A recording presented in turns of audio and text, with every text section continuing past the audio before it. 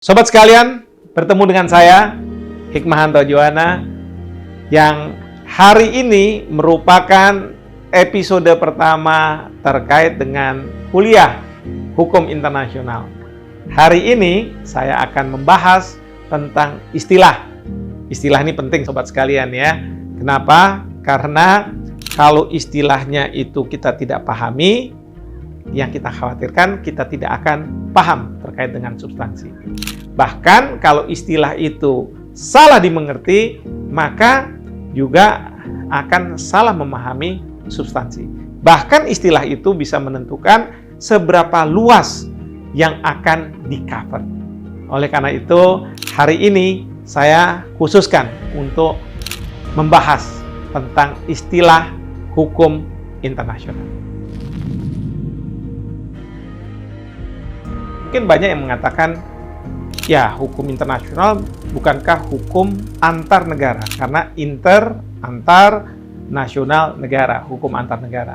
Tidak salah. Namun demikian, sobat sekalian, bila kita menilik sejarahnya, maka yang namanya negara kan ini baru beberapa ratus tahun yang lalu. Sebelumnya, kita tahu bahwa sebelum ada negara, ada bangsa-bangsa. Maka dalam suatu ketika, istilah hukum internasional itu disebut sebagai hukum antar bangsa, the law of nations. Jadi, sobat sekalian paham ya, kalau ada buku yang berjudul The Law of Nations, dia masih memfokuskan hubungan antar bangsa-bangsa. Pertanyaannya, memang bangsa dengan negara berbeda? Oh, sangat berbeda. Kalau kita bicara bangsa, kita tahu bangsa itu hidup dalam suatu geografi tertentu. Dia punya bahasa mungkin yang sama, punya kultur, budaya yang sama. Misalnya, bangsa Indonesia akan berbeda dengan bangsa India. Atau misalnya bangsa dari tanah di Amerika itu kan sebenarnya bangsa India. Kalau kita bicara negara, maka negara itu bisa saja dia terdiri dari sejumlah bangsa. Ambil contoh kita Indonesia.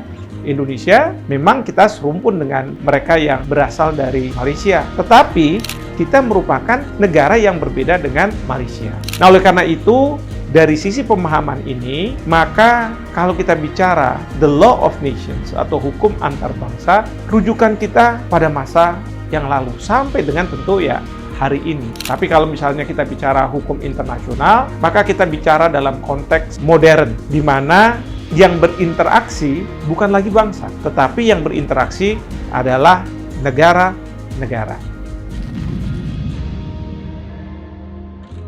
Itu kalau kita melihat istilah. Lalu kalau saya ditanya, apa definisi dari hukum internasional? Memang kalau kita bicara berkaitan dengan hukum, maka kita bicara tentang aturan. Lalu pertanyaannya, apa perbedaan dengan aturan yang ada di dalam negeri, dalam suatu negara? Nah, aturan dalam negeri tentu berbeda. Kalau aturan dalam negeri itu bisa terbentuk karena apa?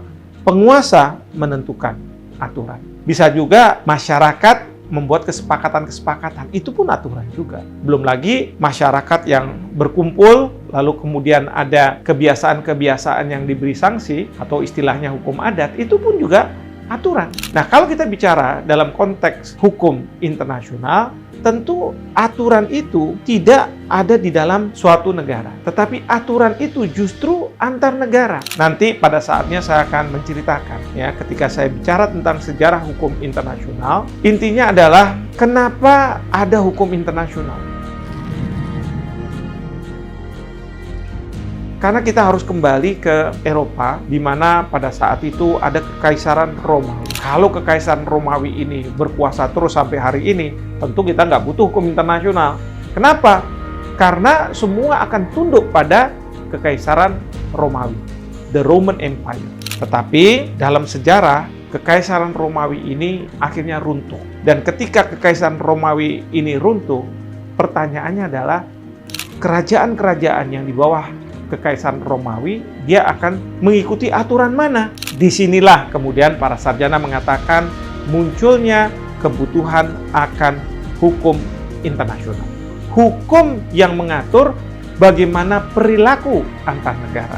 Untuk sobat-sobat sekalian pahami bahwa kalau kita dalam satu ruangan sendirian, apa kita perlu hukum? Ya Tentu tidak. Karena apa? Kita bisa melakukan sesuka kita. Tetapi kalau misalnya dalam satu ruangan, misalnya di dalam kelas, sudah ada teman yang mulai masuk, dan teman ini punya kepentingan, tentu kepentingan dia dengan kepentingan kita mungkin akan berbeda. Disinilah butuhnya aturan. Apalagi kalau jumlah di ruangan itu semakin banyak, semua kepentingan ingin diekspresikan, dan kalau misalnya diekspresikan, inilah yang akan memunculkan kekacauan. Disinilah perlunya hukum. Tentu kalau kita bicara di dalam kelas, ya itu nanti guru lah. Guru tuh kayak penguasa ya, dia bisa menentukan ini dan itu.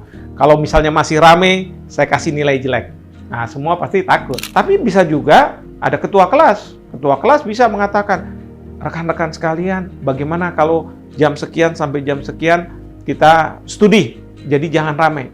Tapi setelah itu kita boleh bercengkrama dan lain sebagainya. Peran dari ketua kelas dan guru itu berbeda. Nah, dalam konteks ini kenapa saya cerita ini? Karena ini berkaitan dengan kalau kita bicara dalam konteks hukum nasional, pemerintah itu seperti guru kepada rakyatnya.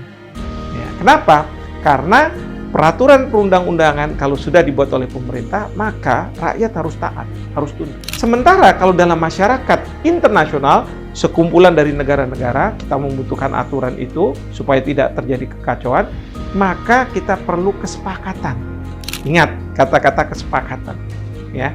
Karena apa? Setiap negara memiliki kedaulatan mereka masing-masing, sehingga mereka harus bersepakat. Jadi ini bedanya antara hukum nasional dan hukum internasional. Bukankah ada istilah hukum internasional publik dan hukum perdata internasional? Dua-duanya menggunakan istilah internasional loh. Oh iya, tapi berbeda. Ya, kalau dalam bahasa Inggris, hukum internasional publik ini kan public international law. Sementara kalau kita bicara hukum perdata internasional, private international law. Sebenarnya perbedaannya ada di subjek hukum. Kalau kita bicara hukum perdata internasional, maka subjek hukumnya adalah subjek hukum perdata, yaitu orang dan badan hukum. Sementara kalau kita bicara hukum internasional publik, maka aktor atau subjek hukumnya adalah negara. Jadi interaksi antar negara. Jadi harus dibedakan aturan-aturan yang berlaku untuk katakanlah orang atau badan hukum yang cross border, melintas batas. Misalnya ada orang Indonesia mau menikah dengan orang Jepang. Untuk orang Indonesia katanya berlaku hukum Indonesia. Untuk orang Jepang berlaku hukum Jepang. Nah, bagaimana mengkonsiliasi aturan ini? Nah, itu dibahas dalam hukum perdata internasional. Tapi kalau kita bicara tentang Indonesia dengan misalnya Malaysia, kita punya masalah perbatasan, ya. Bagaimana menegosiasikan kemudian menyepakati itu? Nah, ini yang dibahas dalam hukum internasional publik atau public international law. Tapi sobat-sobat sekalian, sekarang ini sudah ada tren yang mengatakan bahwa kalau kita bicara hukum internasional, maka yang dirujuk adalah hukum internasional publik, tidak termasuk hukum perdata internasional. Kalau misalnya hukum perdata internasional, ya pastilah dibilang private international law. Jadi, sobat sekalian, perlu dipahami apa yang dimaksud dengan hukum internasional. Saya nanti akan kembali menyampaikan materi berikutnya, ya, berkaitan dengan siapa sih subjek dari hukum internasional. Untuk sementara, sekian dulu sobat sekalian. Sampai episode berikutnya.